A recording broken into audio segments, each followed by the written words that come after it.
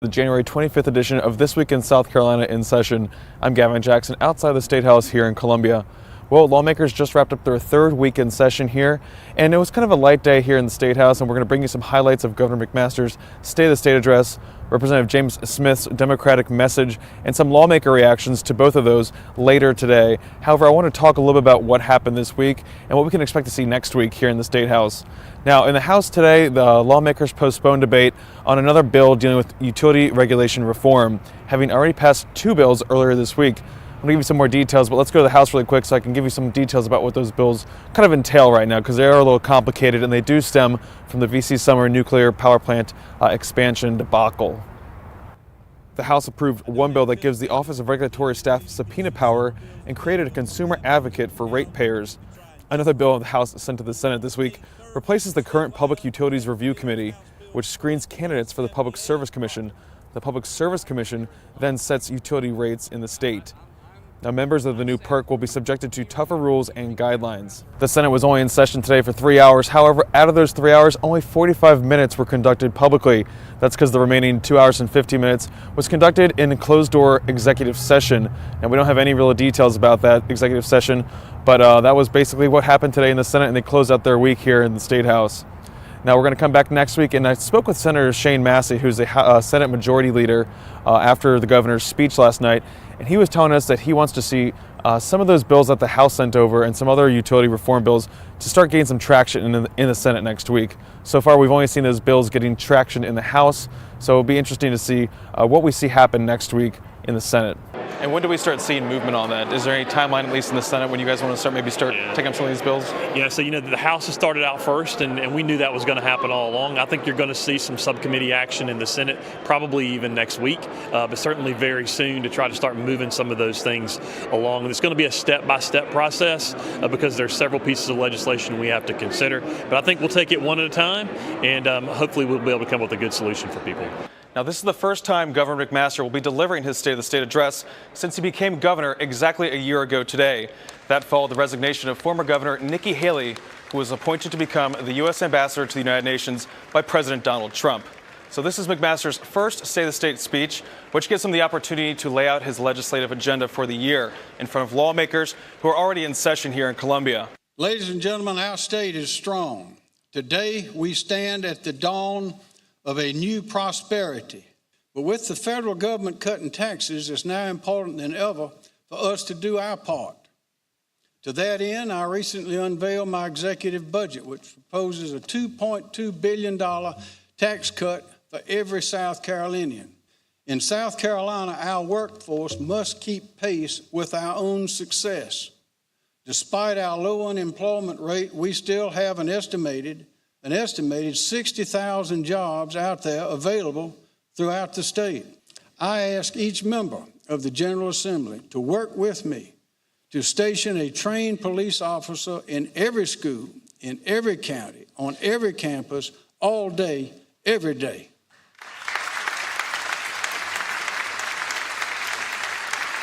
Opioid epidemic is affecting every state in the country. You've read about it. But it's not a typical crime problem. This is a crisis born of human pain and suffering. This is something different. This is something we have not seen before. 54% of the pills on the street come from your neighbor's medicine cabinet in an unused prescription of too many pills. For the last 3 years, we've had more opioid-related deaths in South Carolina than homicides and drunk driving deaths combined. In 2016, this silent hurricane killed 616 people in our state. Our economy and culture depend on a living, pristine coastline. Every municipality along our coast, everyone has voted to oppose drilling and seismic testing, and they are right.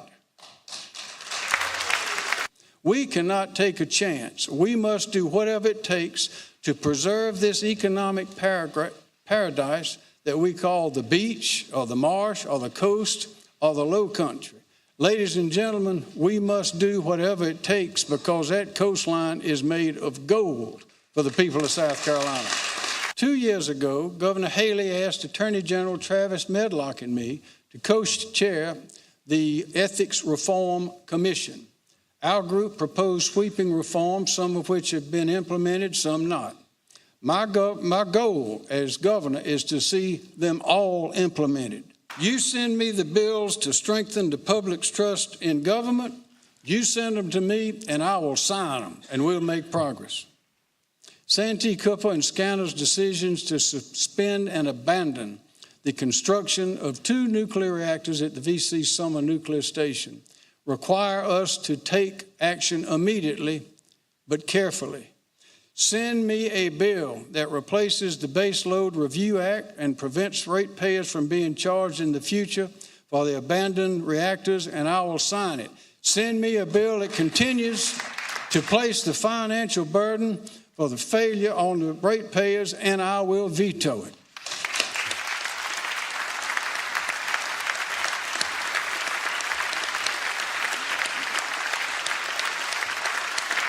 Now for the Democratic message by Columbia Representative James Smith.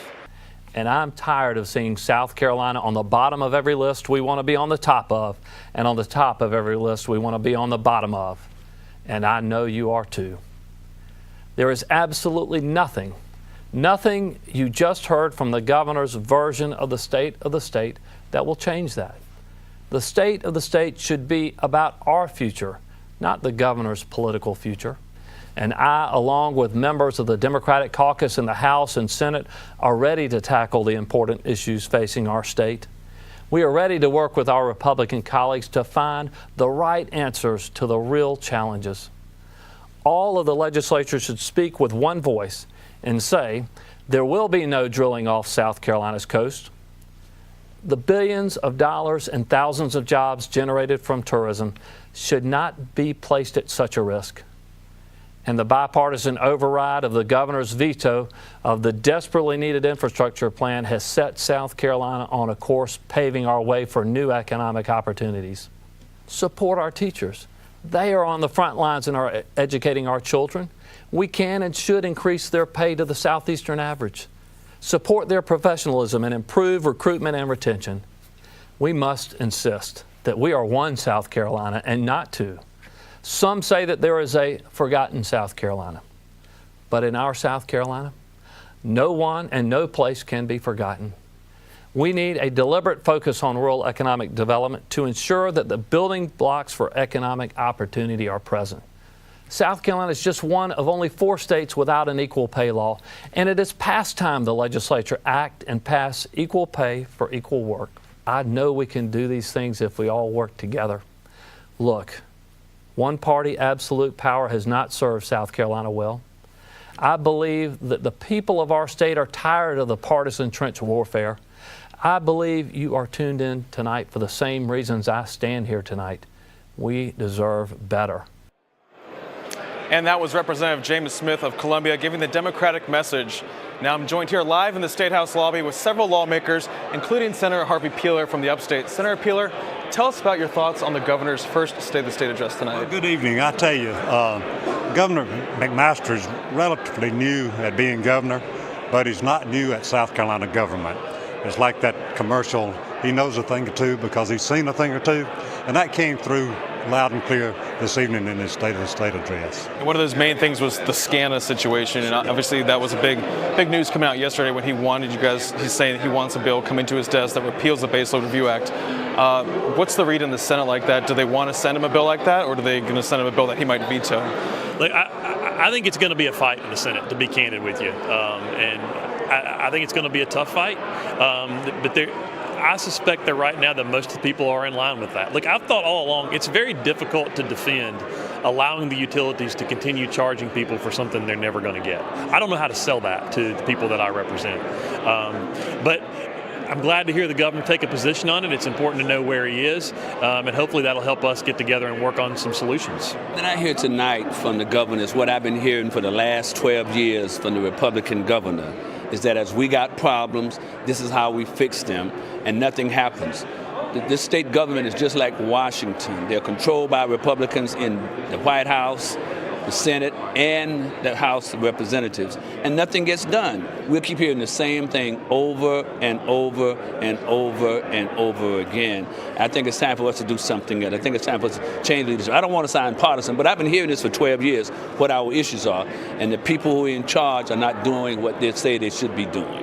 Senator Greg Hembry from Horry County. Hey, Gavin, how are you doing? Good. How are you doing, sir? Doing great. I want to talk to you because you're from the coast. What you thought about the governor coming out talking about offshore drilling? Obviously, he's made some statements about that before, but want to get your thoughts tonight. Well, very strong on that issue. You know, that's been an issue along the coast that we're unified about. We have communicated that to the governor, and obviously he has seized the value in that position, and of course he's advocated that to President Trump. So he's not only talked about it, he's taken action on it. First day of the state. I thought his speech was outstanding. I thought he did an outstanding job. There were a few areas that I felt that he should have talked about that he didn't.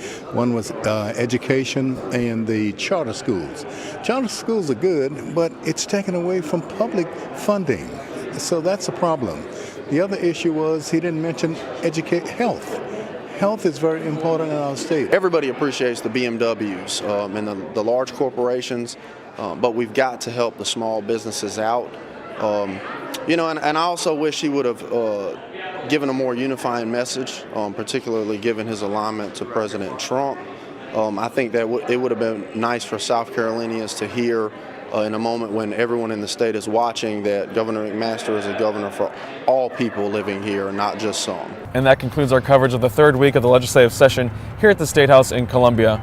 But be sure to stick with SCE TV throughout the 2018 legislative session and catch video recaps every Tuesday, Wednesday, and Thursday at 7 p.m. on SCE TV's Facebook page, our YouTube page, and my Twitter account at Gavin Jackson. Also, you can tune in to South Carolina Public Radio for weekly recaps of the Statehouse session. And tune in to see Charles Bierbauer every Friday night at 7:30 p.m. with This Week in South Carolina. And if you like podcasts, check out the South Carolina Lead every Tuesday when we have a fresh new podcast recapping legislative coverage and looking at the week ahead. I'm Gavin Jackson from the Statehouse in Columbia.